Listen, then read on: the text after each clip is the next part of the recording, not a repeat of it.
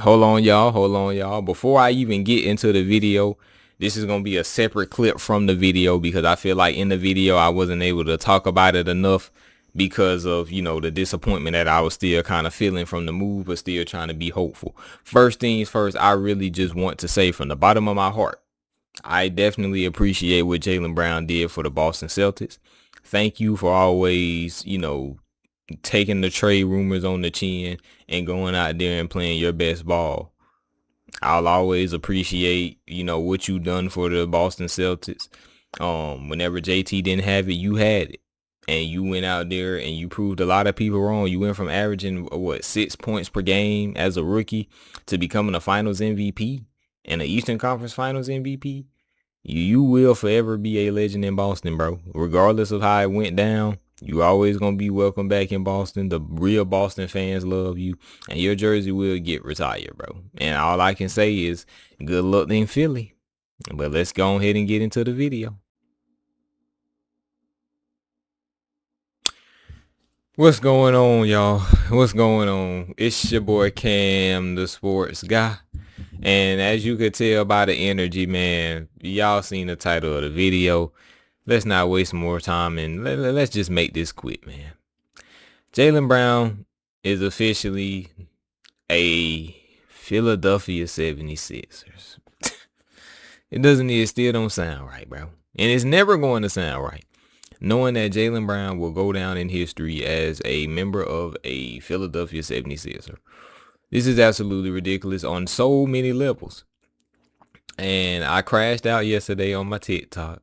I posted my TikTok on my videos yesterday. So if y'all seen the videos yesterday, go over to the TikTok and follow, bro. It's free to follow, free to support. And I said, what is Brad Stevens doing, bro? This is crazy. I can't say I didn't see it coming. I knew that what was going on, that Jaylen Brown could have potentially gotten traded. But nonetheless, Brad Stevens finally made the move, and the return wasn't as what many people would have expected. It wasn't what they expected. They wanted 4 first-round picks, and it was reports coming out that their initial offer was VJ Edgecombe, 4 first-round picks, and Paul George. They wanted both. However, they ended up with just half of the deal. They got Paul George and got only 2 first round picks with 2 second round picks. And initially when I first seen the trade, I was shaking in anger, bro. Cause I literally was so upset. I love Jaylen Brown. I will always support Jaylen Brown. I've always loved the JT and JB duo. I always felt like they were the best duo in basketball, especially in the 2020s.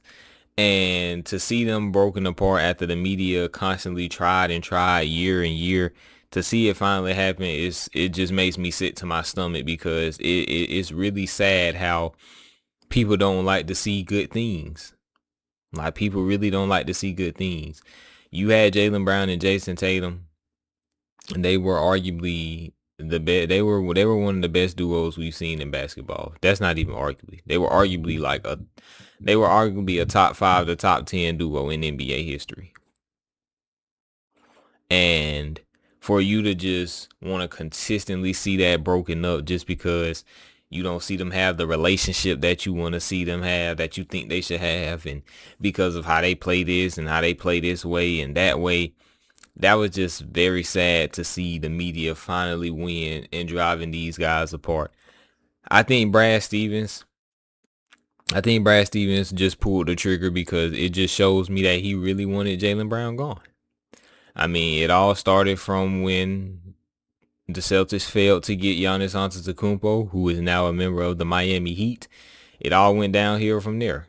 Jaylen Brown was offered in the package. Now, I thought, the guys could just have a long, deep, grown man conversation and allow Jaylen Brown to understand, like, hey, every GM in the NBA would have offered you for Giannis Antetokounmpo. That's just what the facts are. Every GM is going to pick up the phone for Giannis Antetokounmpo, and we already know that whenever you're trading a star player, typically you're going to want a really, really star player. You're going to want a great star player in return. But Obviously either Jaylen Brown wasn't able to understand that, or, Brad Stevens just, even if he did understand it, he just still wanted him gone, or both things could be true. But nonetheless, Jaylen Brown is no longer a Boston Celtic. And it's very disappointing for me to say that. But looking at the trade, looking on both sides, obviously I believe the 76ers won the trade. That's one of the biggest ops. That's another thing. You traded him to one of the biggest ops that came back on us and made us blow a 3-1 lead.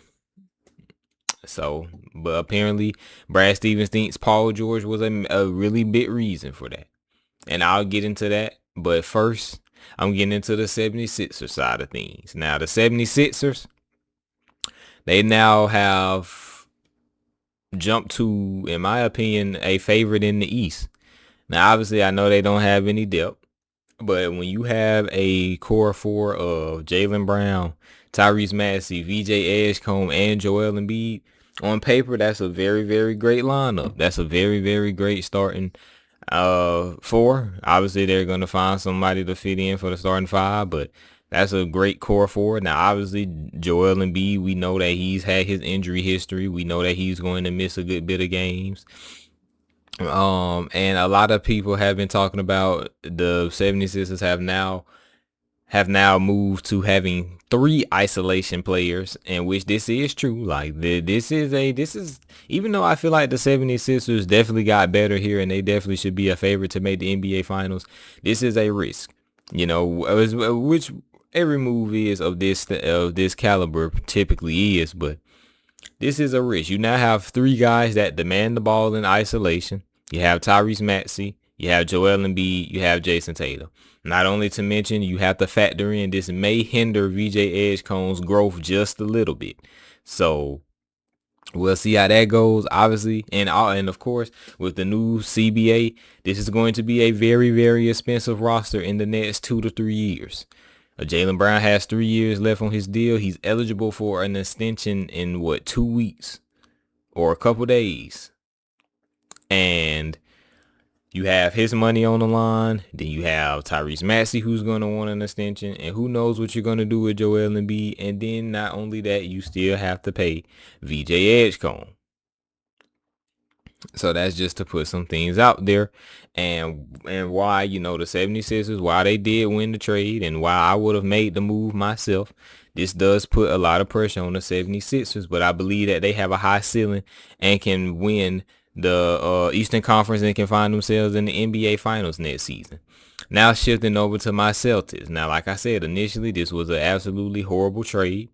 In my opinion, and I said it on my TikTok, I thought this was a little worse than the Luka trade.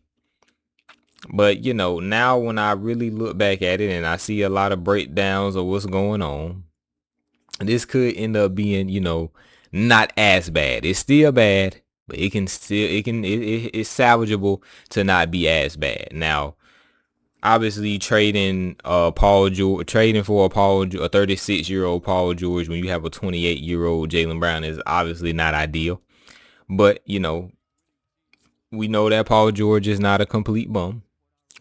Yes, he has injury problems. We know he has injury problems. He only played 37 games this season, but at least 30 of those were missed because of his suspension, his PED suspension. So if you take away those 30 games, he had the potential to play 67 games and had the potential to be eligible for postseason awards. That's a big concern. So that addresses, what that could be. He did average 17. He did shoot 40% from the 3. Obviously, he fits the system well. Even though I don't want Paul George, y'all know that, obviously. If you saw me on the TikTok, I don't want no Paul George, especially not a 36-year-old Paul George that's making the money that he's making, because we only saves $3 million with Paul George making $32 million a year instead of JB making $35. But you get Paul George, who can, I can see him being impactful somewhat in the system. A lot of people are raving on how he can be successful in Joe Mazzulla's, Mazzulla ball 3-point shooting system, which I understand. And you still have better depth around you. Now, obviously, you have Derek White coming back, and which I feel like he should have been the one that should have gotten traded, and I believe that he is next. You have Derek White. You have Jaylen Brown. I mean, I wish. You have Derek White. You have Peyton Pritchard, Jason Tatum. You just signed Mitchell Robinson yesterday before you traded away Jaylen Brown. You brought in Mike Conley to be that veteran presence. You still have Kata, and then you have your guys in Baylor Shireman and Hugo Gonzalez, in which you didn't want to trade, in which you didn't want to trade for Giannis. So you have guys that can be around. Obviously, the Celtics last year, they found some success without Jaylen Brown. They were 9-2 without Jaylen Brown. Over the last 4 seasons, they have a winning record without Jaylen Brown. But it's just going to be, it's just going to be tough to not see Jaylen Brown out there. And then, of course, I didn't say his name, but I don't have to. Y'all already know. We still have Jason Tatum. And whenever you still have Jason Tatum, who when healthy, and he showed it when he came back, it's still a top 5 talent in the NBA, pure health, pure skill, pure player. And you're still going to have a chance. This is still a really good team in the Eastern Conference. I don't want people to think like this team is trash. But just seeing Jaylen Brown not there is just, and looking at the value that you got back compared to what you were asking for, it kind of just seemed like you guys got to a point where it was just like, here, just take them. And so that's the part that really gets me. But Celtics Nation, we just gotta stick into this together. Stick with this together, bro. I know some of y'all, I've been seeing some of y'all talk about y'all not Celtics fans no more. I mean, I don't blame you, but you gonna have to stay on that side if you gonna do it like that. But yeah, we in this together, man. And we just gotta see how the season plays out. Maybe Paul George can still get flipped for a Trey Murphy, a very efficient wing over there in New Orleans. They now have the assets to get it done. Let's see if the Pelicans will allow that to get done, or if Brad even picks up the phone to get that done. But yeah, I can't wait to see an explanation as to why he felt like this was a really good trade to make. But hey, man, y'all know what I'm going to say. Y'all make sure y'all follow me. Y'all make sure y'all follow me on TikTok. Make sure you subscribe. And watch the previous video, or watch the previous video and subscribe, whichever side it's on. And yeah, y'all already know what I'm going to say. Y'all have a blessed one.